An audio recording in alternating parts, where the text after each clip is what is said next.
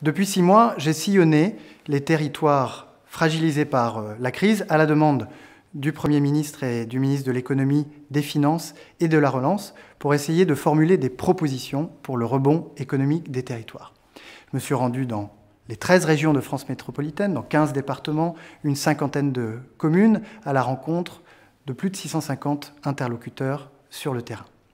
Quel est l'impact territorial de la crise? Eh bien, il a une dimension territoriale forte. Beaucoup de différences entre les territoires, qui ne se résument pas d'ailleurs aux différences de spécialisation industrielle entre ces territoires, et qui se reflètent dans le ressenti des Français que nous avons été captés sur les réseaux sociaux. Et puis un effet inattendu sur les dynamiques et les équilibres territoriaux, avec une absence de recouvrement entre la géographie de la baisse d'activité pendant la crise et celle des fragilités antérieures à la crise. Autrement dit, la carte de la crise économique ne recouvre pas la carte des gilets jaunes. Les grandes métropoles sont les grandes perdantes de la crise, la baisse d'activité y a été plus marquée, et on voit s'amorcer un exode urbain en provenance du cœur de ces grandes métropoles et à destination des départements périphériques, un peu plus ruraux, un peu moins denses. Ce qui va éviter le décrochage territorial, c'est évidemment les mesures de soutien et de relance. Nous avons cumulé les montants des mesures de soutien et de relance que nous avons rapportés au nombre d'habitants de chaque département. Ça représente 2 400 € par habitant et ça a ciblé en priorité les départements qui en avaient le plus besoin, c'est-à-dire ceux où la baisse d'activité a été la plus marquée. Alors face à cela, quelles sont nos recommandations? Ce que nous disons, c'est que les solutions viendront de nos territoires, parce que la crise les a frappés de manière différenciée et parce que la crise les a poussés à reprendre leur destin en main. Tout au long de mes déplacements dans les régions, j'ai senti sur le terrain un vent de renaissance se lever. Et donc il appartient à l'État, bien sûr, d'accompagner cet élan et de permettre aux territoires de reprendre leur destin en main. Pour le rebond en sortie de crise, la stratégie, c'est coopérer, territorialiser, régénérer.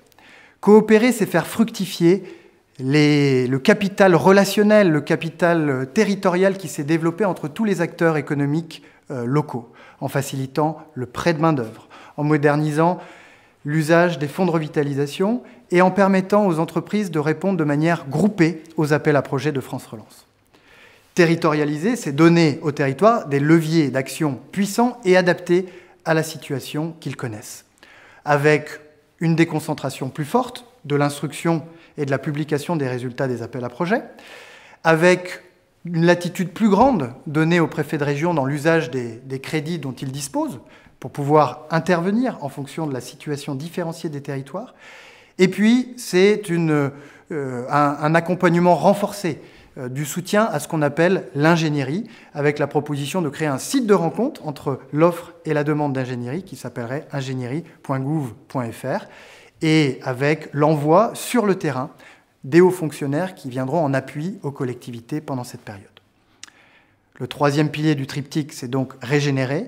Régénérer, c'est soutenir la création de nouvelles entreprises, le développement des jeunes entreprises en leur donnant le plus de facilité possible et en créant un capital jeune pour permettre à la jeunesse d'entreprendre, de créer, de reprendre des entreprises au moment du rebond économique.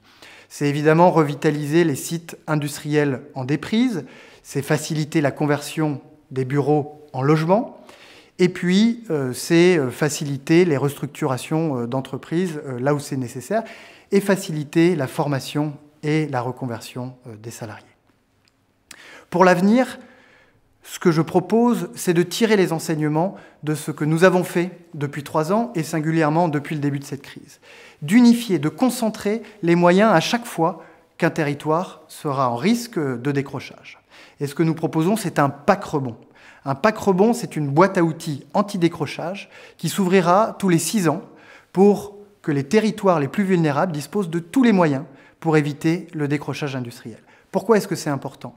Bien parce que depuis des décennies, nous avons eu une attitude trop passive par rapport au déclin industriel et qu'il y a dans notre pays des territoires qui ont décroché.